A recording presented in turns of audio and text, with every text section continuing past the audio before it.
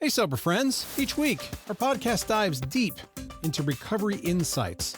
Our companion newsletter takes that conversation to a whole different level. It's an in-depth article that explores our podcast topic from a completely different angle. Think of it as your essential resource in sobriety, content that expands and enriches what you hear on the show. Are you feeling curious? Worried that you're gonna miss out? Head to soberfriendspod.com, scroll to the bottom, and subscribe. Trust me, in your journey of recovery, this newsletter could be the game-changing resource you didn't know you needed.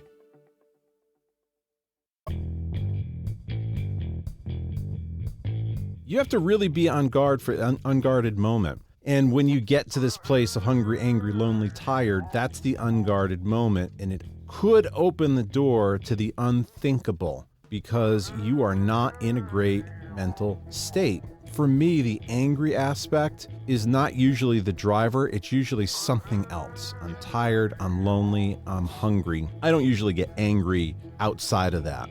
Although I have learned I've got some underlying deep anger issues that I got to address, but they usually come out when other things are happening. That anger for me will come out of, I don't feel appreciated. I'm feeling I'm taken for granted. I'm Matt. Hey, I'm Steve. Hey, I'm John. This is the Sober Friends Podcast. We're here for the sober curious, the new guy, and the old timer. We're here to talk about the stuff anyone looking to live alcohol-free has to face day to day, and how we overcame those struggles. We speak for no 12-step group, but we do try to remain anonymous. You're not alone. This is the Sober Friends Podcast. Big trigger for me is always hungry, angry, lonely, tired, especially the last two. Well, hungry. I get hungry, and I can be off my rocker. Steve, what's going on? Happy Sunday morning. Yeah, baby. The Sunday before Thanksgiving, so a little crazy time for some of us who may be hosting, trying to get ready, trying to plan that. But yeah, it's good to be here this morning. Hungry, angry, lonely, tired. Yeah. Not good for anybody. That's always been a trigger for me. Mm-hmm.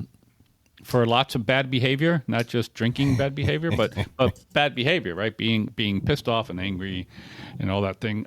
Obviously angry's in there, but yeah, and I've got a few stories about that too, where that has caught me in tough places in sobriety, which is what we'll talk about today. Yep. One in particular that it was early in my sobriety when I came back. Well, I'll get to that a little bit later, but yeah, good to be here. As always, and for those of you out there listening, we won't be record another one before Thanksgiving. So happy Thanksgiving to everyone out there. Thanksgiving. If you're in the United States, happy Thanksgiving. If you're outside of the United States, have a great Tuesday. Yeah, right. So Man, tell me, I get into so much trouble with this one, and lately they all kind of weave together, but there's been a lonely aspect of it to me. I think part of it is my son is driving now. Ooh, so yeah, I'm the one who ends up being abandoned at home. Yeah. My wife takes the girls places. Yep. My son runs off, and I'm the one who stays home. And the loneliness aspect comes in. A couple weeks ago, I got myself in trouble because I was not feeling good as well. I had a cold. And I was at home and they were off and this or that was going on. And I really felt underappreciated. It was also my birthday weekend. There was not a lot we did for my birthday. And that came up. And I just felt as though nobody loves me. Nobody appreciates me. And I'm just the one everybody takes for granted and has to do stuff even when I'm sick. And that is such a recipe for me to explode. And I did. And I think the key is we got to talk through the definition here of some of this stuff. And also, how do we fight it? My wife even told me as I'm telling her I have some, I'm not feeling appreciated. This is going on, that's going on. And she said to me on the phone, well, you must be hungry. And I'm like, yeah. Fucking bullshit! It's the last thing I want to hear. Although you probably were, right? I think I was. Yeah, that loneliness is interesting. I mean, I felt that too, and I can feel that way too. And we're both busy guys. We both have contact with other people. You a little bit less with work, probably now since you're working at home all the time. But we do stuff. We go out to meetings, so we have a social aspects that brings us in touch with other people. But that is one feeling that I struggled with for a long time, and that was mostly due to my relationship with my wife, where I would feel the same thing. Like I would feel lonely, right? And we have different interests. We have different likes on TV. We have to work to sort of find that time together, right? We have to work to find that time. We have to set time aside. Especially me, I'm much busier than she is. That's just his plan. She just doesn't like to be busy. I do like to be busy. So I have to really, really work on making time that I'm sitting down with her. And I know that if I have a very busy week through lots of things, but a lot of times through AA stuff, recovery stuff, then I make sure, like, I'm home now myself. So I make sure, like, that we eat lunch together. Because a lot of times we're rushing through dinner if I have to go somewhere. Or maybe skipping dinner. I'm not home for dinner. And so I'll make sure, I'll make sure that I get up earlier, but I'll make sure that I sit down with her while she's eating breakfast. And I'll make sure that I sit down with her and we have lunch together, right? And I'll make sure of some of those things. I have to work hard on that. Like, that doesn't come easily and naturally to me. I have to plan it. And I think that's fine for her. So I really have to work on that part. That hungry part, unbelievable. Used to be a really, really big trigger for me. I've been able to manage that much better these days. But that used to be a huge trigger. When I got hungry, I was a pretty irritable, nasty guy. Like, I needed to get something to eat. And today I can regulate that somewhat. And I know that, but, those are tough things. And then, in our world, we say if you're any one of those things, you're at risk. And then, if you have two of those, hungry, angry, lonely, or tired, then you're really in trouble. Yeah. And so when you start thinking about that, and I do evaluate that now. What am I feeling? How do I feel? Do I need something to eat? Am I tired? And I did that just yesterday. I was busy yesterday, and I just decided, so I got done, and I'm like, I'm just going to sit in my chair and take a nap if I felt like it. I didn't, but just close myself off for like an hour and relax. No TV, no nothing. Just relax. Me, the dog was on the floor, the cat was in my lap, and just chill out, I have not felt great for about a week and a half, 2 weeks. A cold, something gets in my chest. When I have these bad colds, they just seem to not want to go away. And on top of it, I've just felt really burnt on all aspects of life, be it recovery, be it work. And a lot of it was news generated that I was way, way, way too deep into the news, and I've had to pull back. But it's, you can't live with your cortisol levels up way, way high. And I've tried to pull back. And it's really led me to be super burnt out, which I looked for time to take off. I'm taking off the week of Thanksgiving, and I need to rest. I need to recharge a little bit, because just overall, other than I'm overtired for the day, I'm just kind of burnt. And when I'm burnt like this, I can have a hair trigger. Yeah, it's not only that, you're just not as useful in all aspects of our lives, right? Mm-hmm. Most people, if you're like that, you're not as good at work. You're not as good as home. I used to take. I've been blessed where I have fairly decent health, and that even means in things like colds and stuff like that. Like for years, like I never took sick days at work. I never took sick days. I just was never sick enough. And when I would have a small cold or something, many times, not all, towards the end I didn't, but a lot of times, for a long time, I had my own office. So I could literally go to work and isolate from people and not feel like, okay, I'm going to get everybody around me sick. But I took mental health days. I would just get, just like you're feeling like, you know something, I just need a break from this. Do nothing planned, nothing, just like, I just need to step away from work for a day or two. And when my wife was working, I used to plan those days. I had a friend who I worked with all the time, and I would say, I'm taking tomorrow off. And she's like, you going to breakfast? Because I'd love to go to breakfast. And I love to go to breakfast alone. I did it for years. Like when I used to work, I used to go to breakfast. I would have breakfast and go to work. And I still love to go to breakfast alone. Just go there, very simple breakfast, coffee, relax.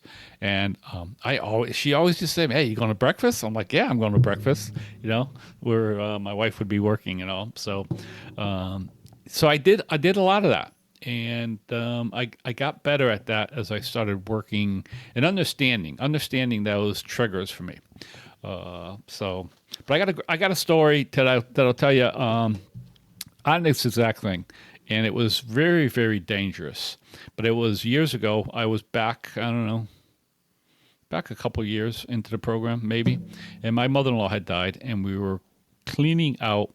Actually, I had stepped out. I'm a control person, and I was trying to encourage my wife to clean out her mother's house, and she kept resisting.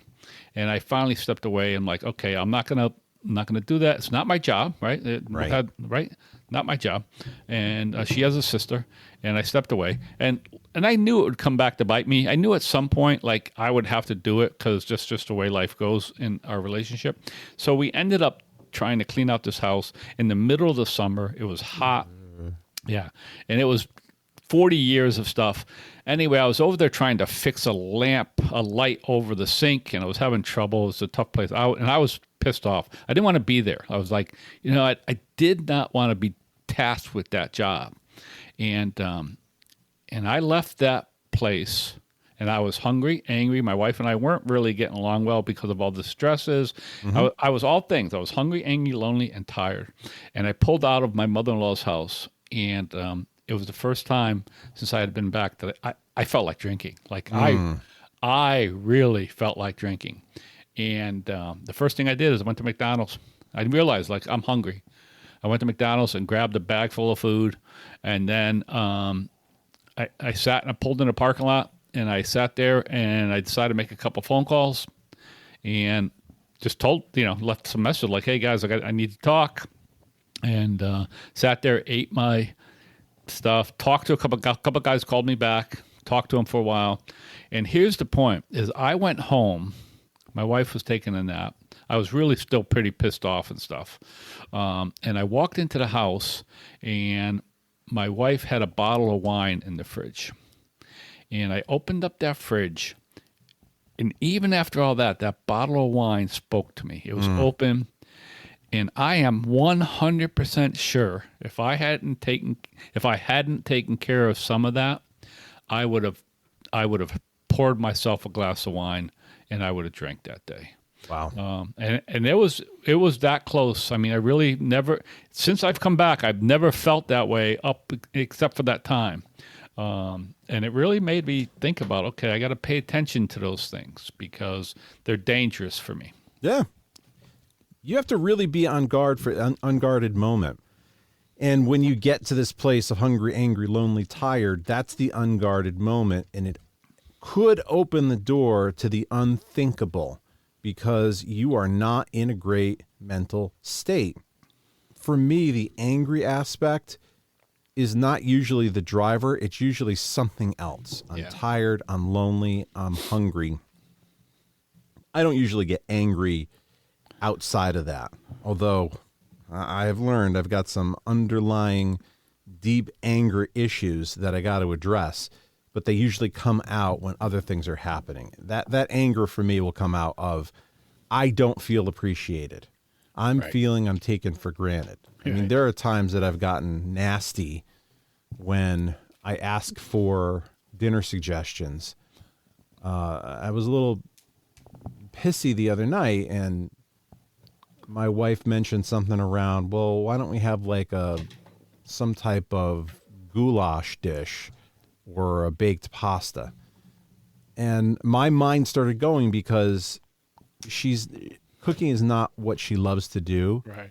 And she bases it off a recipe her dad does. Now, her dad likes to cook, but he is terrible at it. He doesn't like really believe in cooking things thoroughly, or cleaning the cutting board after mixing meat with vegetables. I mean, just the nastiest and grossest hygiene for food you've ever seen. So that's her thought process, and that would be easy to put together.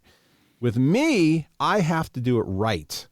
So if you're going to ask me to do this nasty goulash recipe, I'm going to make it something that's really good. So I had to go to the store. I had to mix up the egg with the ricotta, with the Parmesan, with the shredded cheese, and it came out great. But doing it my way is not an easy whip it up together thing. But because a lot of what I put together is very good, sometimes I feel as though, well, I can give Matt whatever I'm thinking about and he'll make it happen, which I do. And it leads me to thinking, well, you just think this is easy for me and you take for granted my cooking skills, and, screw you. Listen, we have the same thing. We actually had a little bit of that last night. I was tired. I had a busy day. I was up early yesterday. I was up at 4:00, which isn't typical for me. It used to be typical for me all the time. It's not typical anymore. But I was up. I never went back to sleep. Finally got out of bed sometime after 5. So I was tired. And then I had a busy morning. I had things to do. And I got busy, and I had taken apart my trap underneath my sink because it was slow, and then I had to replace something, and then it turned into a nightmare. And still, even this morning, I got a little bit of a leak. I just cannot stop. But anyway, so I was a little frustrated with that. And my wife mentioned, I had gone grocery shopping to pick up a couple things, and I picked up a piece of fish, and and I told her when I come home, like, either this could be for tonight or tomorrow night or whatever. And she said, oh, like, what's, when you going to cook, or when what's, and I just said, I'm not cooking tonight. Like, I'm not doing a whole meal. I mean, I cooked a turkey burger for myself. A lot of times we'll have different things because she won't eat that. Like, she'll cook an omelet for herself. But I'm just like, I'm not cooking, because I feel the same thing. It's like, if there's going to be a healthy, good meal put on the table, it's going to be done by me most of the time. And I've learned today that, like, I don't have to do that if I'm not in the right place to do it. So, and I feel the same way. I think it's sometimes I feel like, oh, I'm taken advantage of. Like, the only time we get a nice healthy meal is if I do it.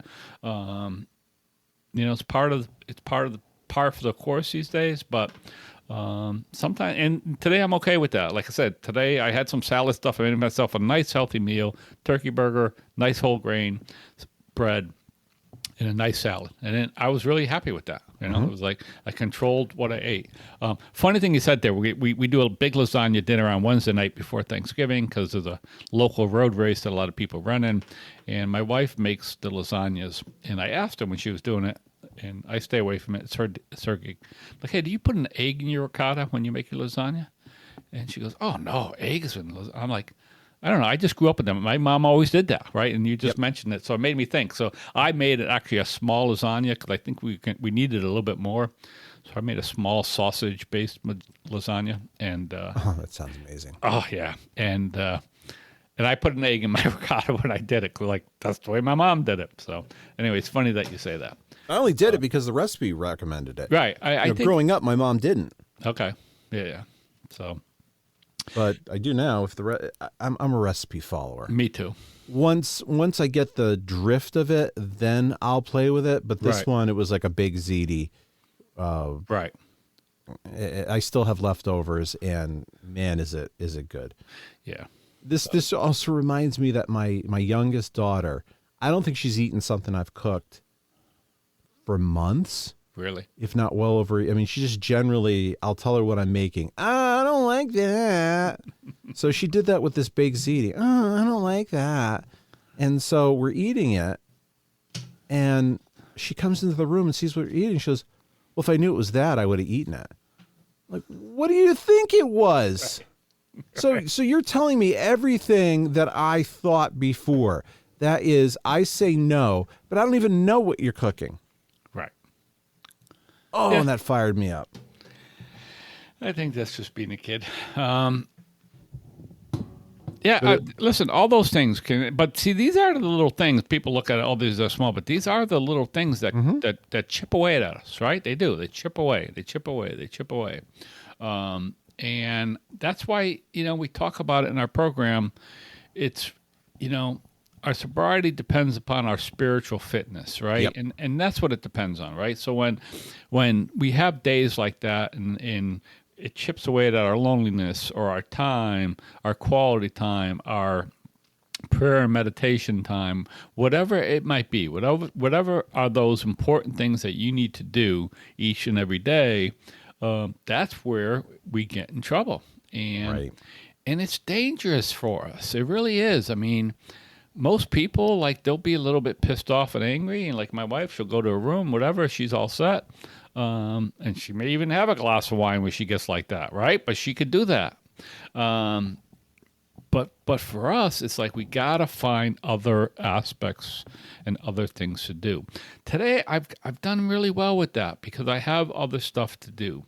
A lot of times for me, and we talked about this just last week, but a lot of times for me, when I'm really in a bad spot, I just walk out the door with the dog and take the dog for a walk. Yes. I really do.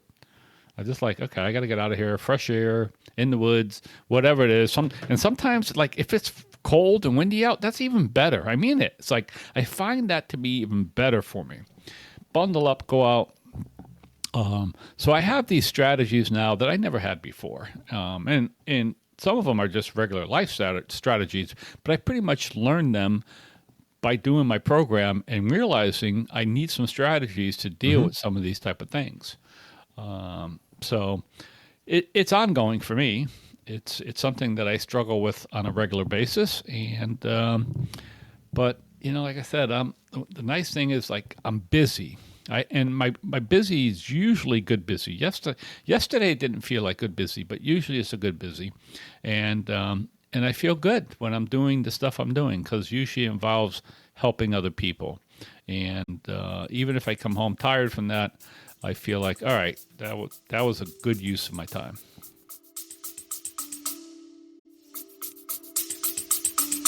We'll be right back. Are we all psychic? What are spirit guides and angels? What is energy healing? What's a ghost? Do I have a soul contract? What's a soul even? Hello, Voyagers. I'm Lauren. And I'm Frank. And we started Clairvoyaging Podcast when our 5-year-old niece correctly predicted the death of a stranger. We decided that it was time to learn more about things that can't be easily explained. Join us as we interview psychics and experts about the basics of esotericism and try to enhance our intuitive abilities. Come for the development, stay for the underdeveloped jokes. Clairvoyaging Podcast. Normalize your spiritual journey with us on any podcast platform. This is really a good time to pivot towards what are the strategies, because it's easy to bitch about all these things that trigger us, but there has to be the strategies there. And this also reminds me of, I hear a lot of stories around, my daughter committed suicide, I didn't drink. I lost my mom, I didn't drink. I got divorced, I didn't drink. It is worth sharing I broke a shoelace and I didn't drink. Mm-hmm. I only got 5 hours of sleep and I didn't drink. Right. It probably is more worthwhile to talk about the things that are really, really little, because that's where people really fall off. And the strategies here are important. So some strategies: exercise. Exercise is a great stress reliever. If you have to go for a 2-mile walk, go do that. Yep. This is why dogs are really helpful, because if you've got a dog, if you're going to take care of them, you need to go take them for a walk. It's an excuse to get out of the house. It's an excuse to take them to the park and do those things, or go to the gym. I had an experience in customer service a couple of years ago where I talked to an escalated customer, and it was Juneteenth. We were staffed for holiday hours, which means in the business I am, technicians and stuff are staffed that way too. And the woman said to me, because I couldn't get a tech to her house immediately, well, this is a fake holiday anyways. So you shouldn't even be celebrating it. And I can understand to some point people who don't understand Juneteenth. And if you dig into what Juneteenth is, you'll start to say, why the hell haven't we been celebrating this for 100 years?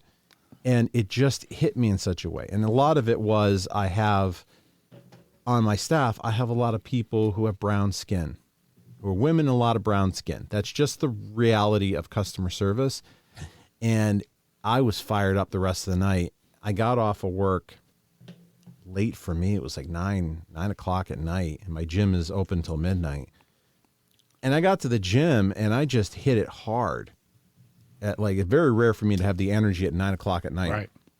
Yeah, that's late. I hit it hard for a good probably hour, and I came out and I felt better, but I still was worked up. Yeah, exercise is huge. It's a lot of things, right? I mean, it just hits a lot of the spots that need to be hit, right? First of all, it tires you out a little bit sometimes, right? And it gives you different shots of endorphins and stuff like that. So it always is. Like I said, even and exercise does even mean, for those out there, a walk. Doesn't mean you got to go to gym and pump iron, right? Walking is an exercise. So, but it's huge.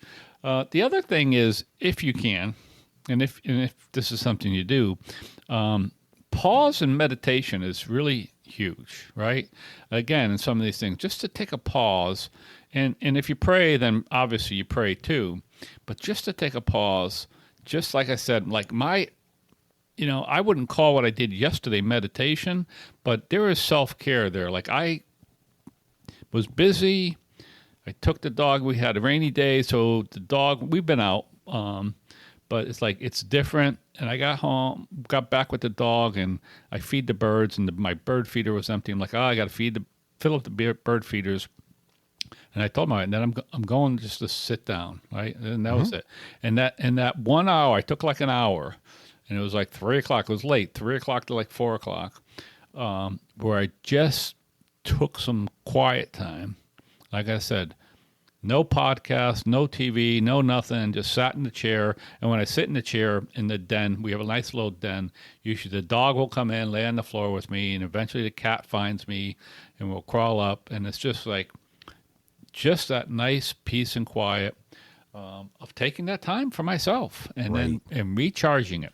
And I felt a lot better, right? When I got up, and then it was like getting close to dinner time and started making some dinner. And so there are some great strategies: exercise, prayer, meditation, or just quiet time for yourself, right? That's another thing that could be very helpful. I'm very fortunate that there is a guided meditation a few times a week at work for about 15 minutes. And all the time it's been available, I've never done it until this past week. And I felt amazingly better. And I felt as though, why don't I do this regularly? And I realized I didn't do it because I've never done it. Right. I'm afraid to go in and do this thing and feel silly and feel as though, well, it's 15 minutes, I could do something else. Well, 15 minutes is easily at work I could spend on the phone just scrolling.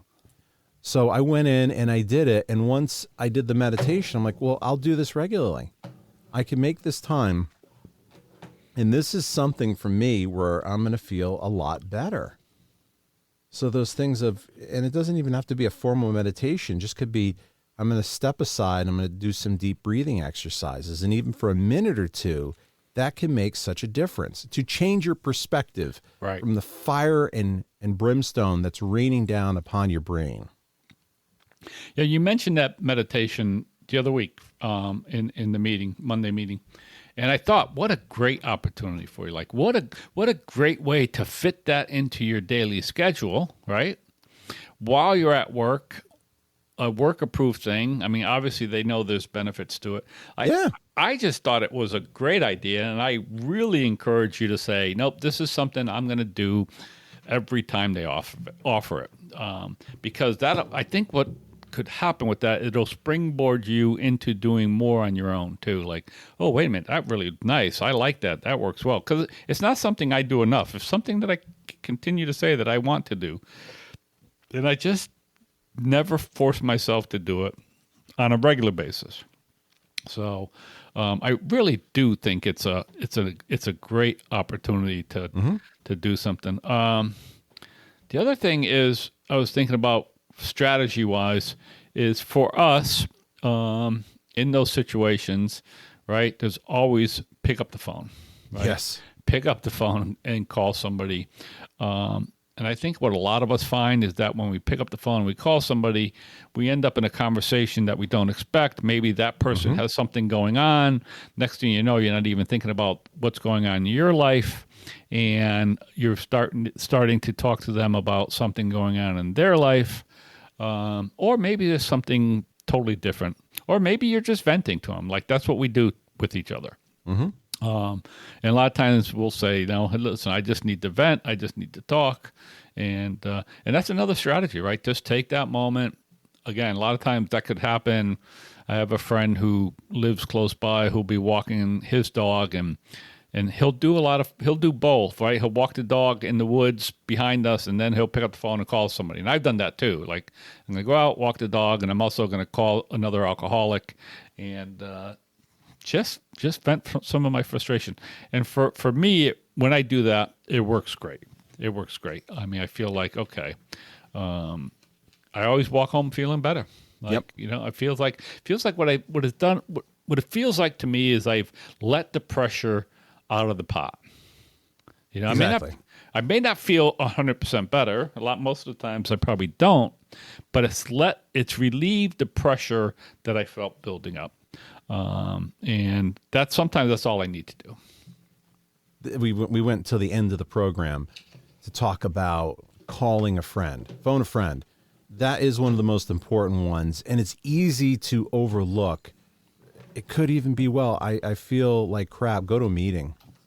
You know, even if you're not big into meetings, you can go and stop by and not say anything, and at least you're around other people. That's what's great about meetings is the only criteria for membership is the desire to stop drinking. So if you go to one meeting in your whole life and it's because I just want to be around people, you can do that. Yep. You can hide in the corner if you want and just be around people and don't say anything, and it may make you feel better. And now it's time for you to tell me what you do when you're hungry, angry, lonely, tired. What are your best practices? Let us know. We'll talk about it in a future episode because your ideas could potentially help somebody else. Steve, happy Thanksgiving to you. Happy Thanksgiving, Matt. Enjoy everything. Don't get too stressed out. And we'll actually see you. Hopefully I'll see you Monday before then, but Likely. That's tomorrow, right? Yeah, that is tomorrow. Yes, it is. All right. August follows after Sunday. That's right. Have a great day out there. Yeah, we'll see you next week. Bye, everybody.